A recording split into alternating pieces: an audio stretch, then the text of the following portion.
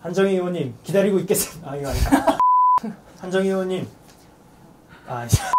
한정희 의원님, 저희는 모든 걸 다 지켜보고 있습니다. 한정희 의원님, 저희는 모든 걸 다 지켜보고 있습니다. 사이렌이 울립니다. 모두 대피하세요.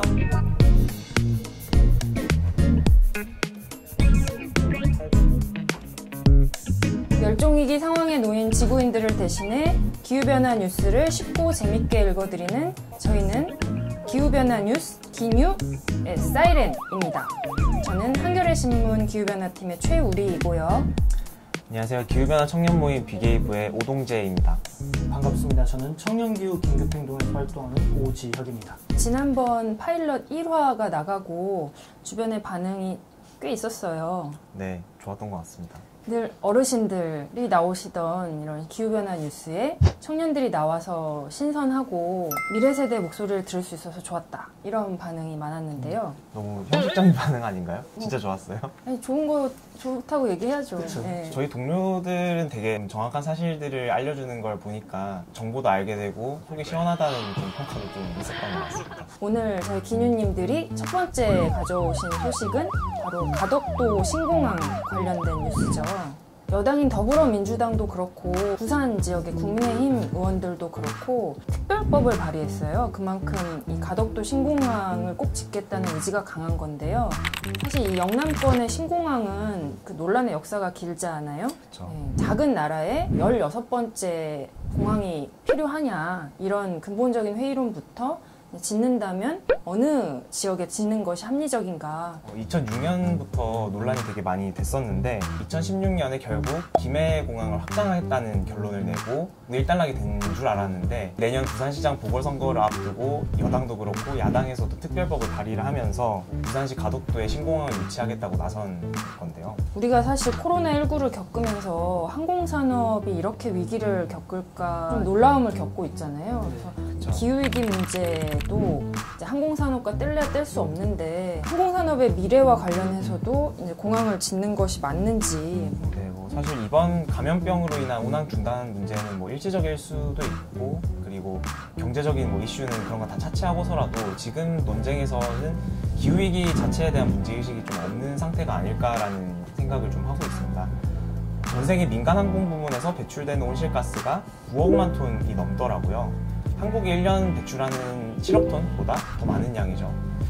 승객 1인이 1km 이동할 때 배출되는 CO2 양을 보면은 비행기가 285g으로 제일 크고, 이 수치는 자동차의 2배고 기차의 20배 수준이라고 하더라고요. 그레타 툰베리 같은 환경운동가는 스스로 온실가스 배출을 줄이겠다고 해서 비행기를 타지 않고 요트를 타고 바다를 건너잖아요. 그리고 사실 가덕도 신공항이 만들어져도 불안한 지점이 좀 많잖아요. 네, 공항 지으려면 가덕도 섬 주변에 대규모로 좀 매립을 해야 돼요. 이 규모가 24톤 덤프트럭으로 870만 대 분량의 모래를 채워 넣어야 하는 양인 건데, 더 큰 문제는 사후 관리인데요. 2016년에 예전에 타당성 검토를 수행을 했을 때 해안 매립이다 보니까 그 특성상 태풍이나 해일이나 자연재해 같은 피해의 우려 때문에 굉장히 안전성에 우려가 되기도 하고, 그로 인해서 추가적인 비용이 많이 발생할 수도 있을 거라고 분석이 되기도 했습니다. 2018년에 태풍 제비가 일본 그 간사이 지방을 덮쳤는데 그때 간사이 공항이 침수가 됐어요. 매립지다 보니까 더 취약했던 거 아닐까. 이 공항이라는 게 사실 기후위기를 심화시킬 수도 있고 피해를 직격탄을 받을 수도 있는, 문재인 대통령도 2050년에 한국 사회가 탄소 순 배출량을 제로로 만들겠다고 하고 여러 정책들을 만들 구상을 이제 발표를 했는데, 국회에서 선거철만 되면 캥하는 이런 개발 사업들이 툭툭 튀어나와요. 사실 이 상황 자체가 좀 말이 안 되죠. 국회는 불과 3달 전에 기후위기 비상사태를 선언하는 결의안을 여야의 합의로 지금 통과를 시켰고, 지금 이 상황에 와서 여야가 서로 앞다퉈서 신공항 특별법을 발의를 하면서 여러 가지 특혜를 부여하고 심지어 예타까지 면제를 해주겠다, 그런 얘기를 한다는 게 정말 앞뒤가 맞지 않죠. 그 법안 발의하신 분은 어떤 분이죠? 민주당에서 대표 발의하신 분이 바로 한정혜 의원이신데요. 현재 국회 기후변화 포럼 대표 의원이시기도 하거든요. 그럼 대표 의원에서는 물러나도 되지 않을까요? 이 정도를 하셨으면 좀 물러나실 때가 된 게 아닌가. 한번 레이저를 한번 쏴주시죠. 한정희 의원님, 저희가 지켜보고 있겠습니다.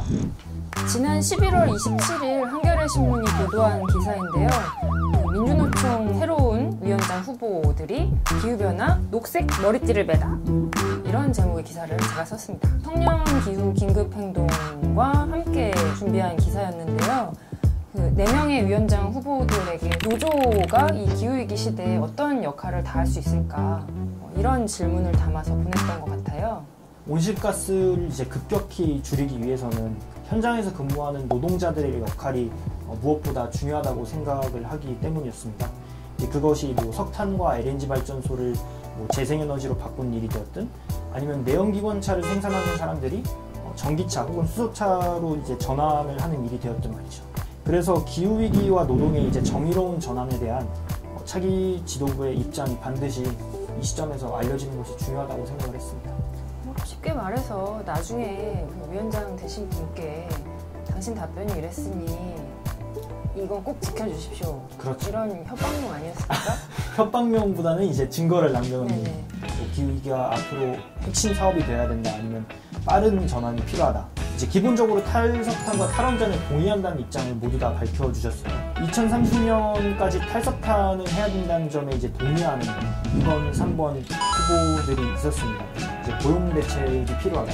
그리고 그 역할은 이제 민주노총이 앞으로 좀 더 적극적으로 해나가야 된다라는 말씀들을 해주셨고, 새로 등장할 민주노총 새 지도부는 기뉴님들의 이런 간절한 바람을 잘 들어주는 걸 희망하며 이번 주도 기사들 찾으시느라 고생하셨습니다. 기자님이 거의 다 찾으셨잖아요. 앞으로는 더 열심히 하시라는. 네.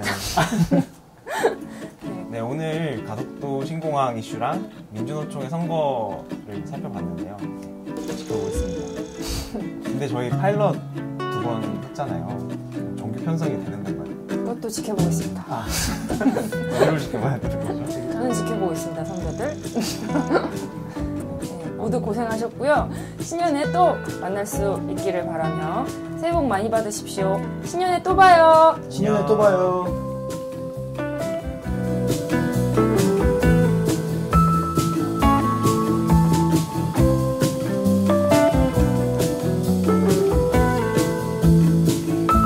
한겨레 영상뉴스 구독, 좋아요, 그리고 댓글 많이 남겨주십시오.